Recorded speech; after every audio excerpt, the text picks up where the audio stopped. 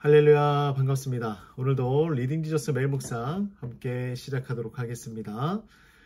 우리 사무엘상 16장 말씀입니다. 우리가 때로는 상식과 관습, 편견을 가지고 살아가기도 합니다. 많은 사람들이 이 보편적으로 생각하기 때문에 생긴 지식이죠.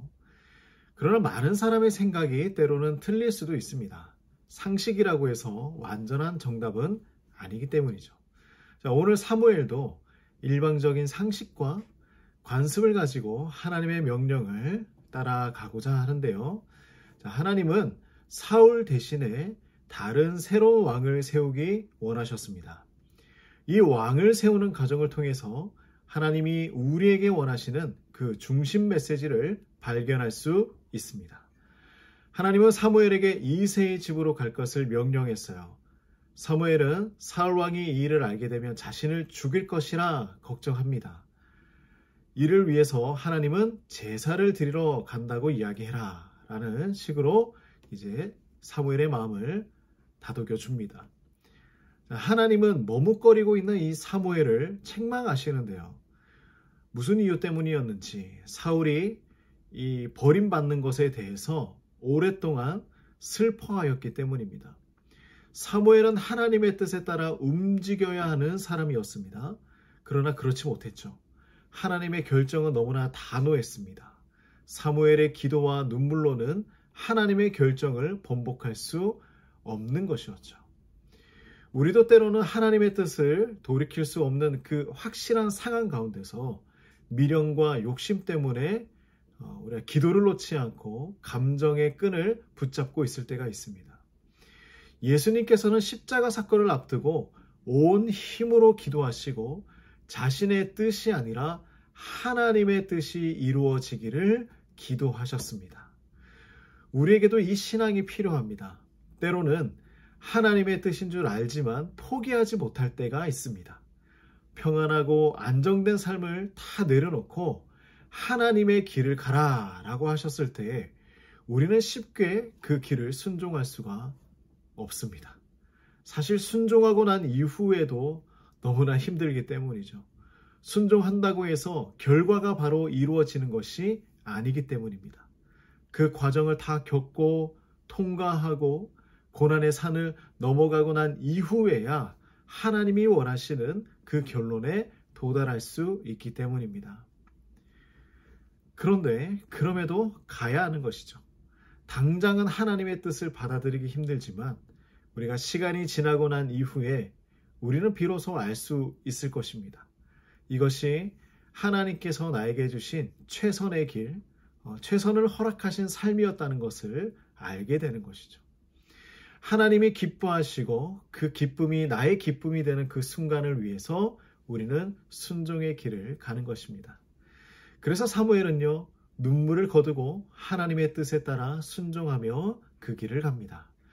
그래서 성읍 장로들과 이새와 이 이새의 아들들을 제사 드리는 자리에 함께 초청합니다. 자, 하나님이 원하시는 새로운 왕을 찾기 위해서죠. 그렇습니다.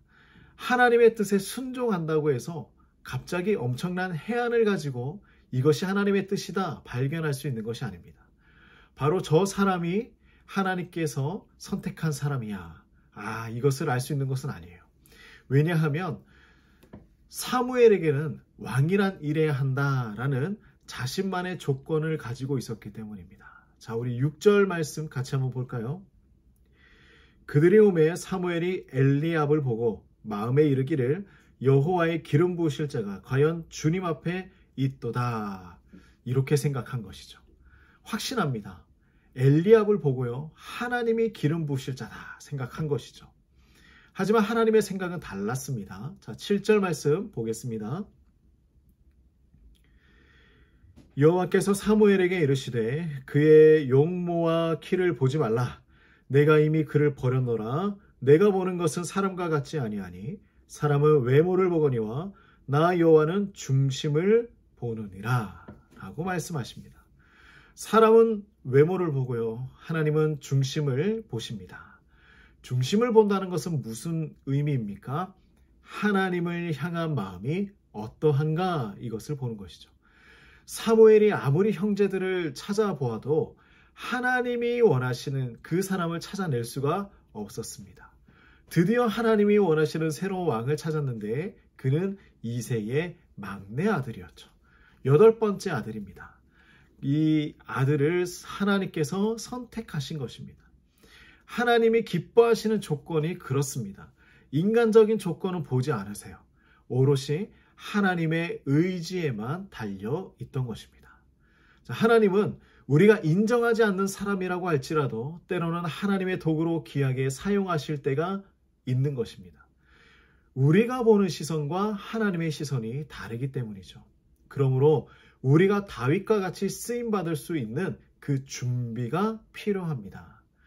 사실 다윗이 이 어린 나이에 기름 부음을 받았다고 해서 바로 왕이 되는 것이 아니었습니다. 많은 과정이 필요했어요. 시련도 겪어야 하고요. 고난도 겪어야 했습니다. 하나님이 준비하신 그 삶의 과정을 모두 다 지나가고 난 이후에야 왕이 될 수 있었습니다. 다윗은 이제 기름 부음을 받습니다. 이것은 사람이 기름 부음을 해주는 것이 아니라 하나님께서 선택한 기름 부음입니다. 사람들의 눈에는 그가 전혀 왕처럼 보이지 않았어요. 하나님의 뜻을 전하는 사무엘조차 그를 왕으로 보지 못했습니다. 하지만 하나님의 눈에는요, 말할 필요도 없이 다윗이 왕이었던 것이죠. 하나님께서 중심을 본다는 말을 우리 잘 이해해야 합니다.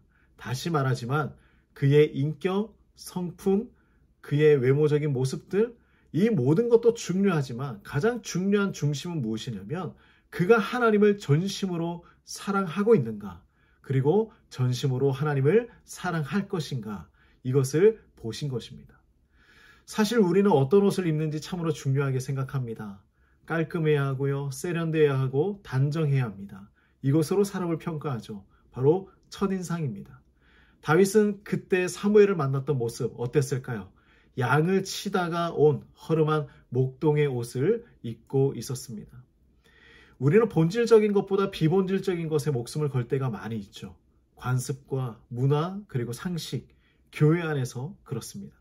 그것도 한국 교회 안에 만들어진 비본질적인 사역들이 얼마나 많은지 모릅니다. 하나님은 중심을 본다고 우리는 고백을 하지만 고백으로만 끝날 때가 얼마나 많이 있습니까? 자, 우리 다시 한번 생각해 보기를 원합니다. 하나님이 원하시는 진짜가 무엇일까?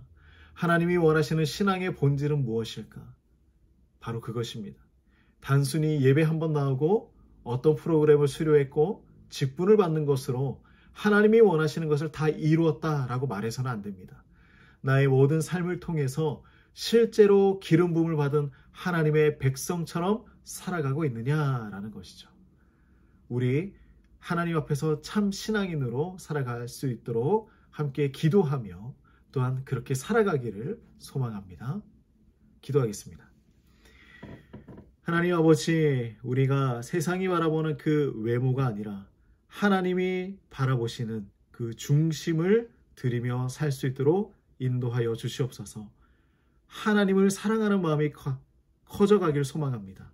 하나님, 우리가 온전히 하나님만 바라고 하나님의 뜻에 순종하며 살아갈 수 있도록 인도하여 주시옵소서. 예수님의 이름으로 기도드립니다. 아멘.